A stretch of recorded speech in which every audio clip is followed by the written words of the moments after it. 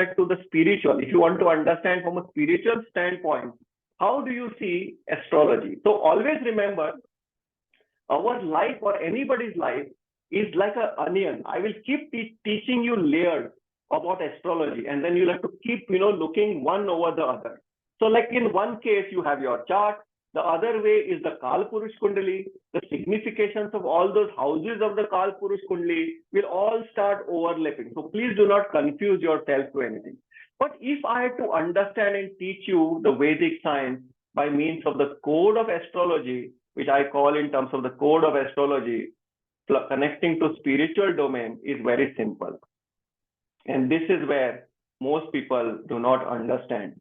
And this is what is the essence of Dhrista Sutram to communicate to the world. See, first thing you must remember now, very simply, that if you are born as a human being, obviously, astrology doesn't, talk about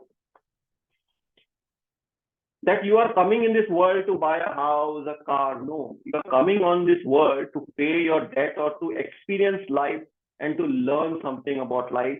And the reality is that you need to pay your karma. So who becomes the starting point of your life? Obviously, is the Saturn, because Saturn is holding your karma. It is holding the accounts of all your karma, your Sanchit karma, your Kriyamana karma, and your Prarabdha. So the first thing you must remember that Saturn represents the karma of your life. Okay, I'm talking about astrology and connecting spirituality to the planet. So Saturn becomes your karma, and then comes the Jupiter. In lot of philosophies of astrology and styles of astrology, Jupiter is simply represented by the Jiva. So what it means? That means Jiva means you. So it is something with respect to you.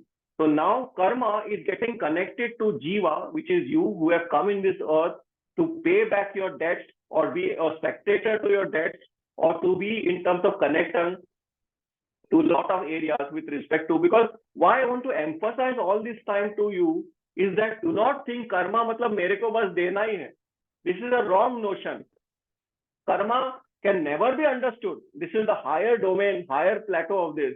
But the lower plateau is what? कि आपको different shades of karma pay out करना है. You have to pay back your karma. You have to be a witness to karma, or you have to just be some role like a spectator to karma. तो ऐसे हो सकता है कि आपके life का सब कुछ आपका डेट खत्म हुआ हो, लेकिन for the next 40 years you are just waiting because your child, you have to receive something from your child and then your karma is over. So do not think karma is a very shortcut word, because आजकल ये I laugh at this thing because now everybody understands karma. Okay? So you have to be very careful about the word karma. Then comes Mars. Mars represents simply what? It represents your body. So that is why I said in the technique that wherever one number is ruled by Mars. So it means your body, your energy. So whole life, जहां भी आपका one number होगा आपके chart में, आपके energy drain होना ही होना है. This is what has been written by destiny for you. So for example, if you are a Leo ascendant, then one number will come in the 9th house. 9th house क्या है? That means divinity. This is why astrology, if any Leo ascendant is connected to astrology today, it is simply because the divine is showing the way कि आपकी energy जब तक इधर जाएगी नहीं, आपके आगे resolution of the life will not happen. It could be with respect to any signification of the 9th house for the Leo ascendant. So this is what you must understand from the Mars perspective. Now this is where the story will start changing. आ गया आपके life का सबसे बड़ा villain is Moon. Moon is 70% of you, your water 70% content. That is why Moon dominates. So what is this? It is very simple. आपके life में आपके पास दो रास्ते हैं. एक, that you follow that route where Moon is sitting in your chart and आपका turmoil कभी भी खत्म नहीं होता. For example, if your Moon is in the first house and whatever sign will it be, whatever planet it will be, the signification will change. That means it shows that this person has come in many lifetimes and he wanted to become I, and it never happened because there is no contentment in anything that you desire.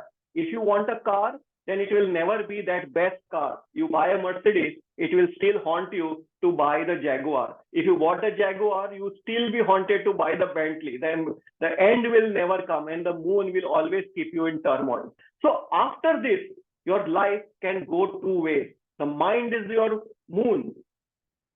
And this is where the story will start. The moon has two nodes. The north node of the moon is known as Rahu. And this is something that you must always be very focused upon. Rahu is the north node of the moon. Okay. And Ketu is the south node of the moon.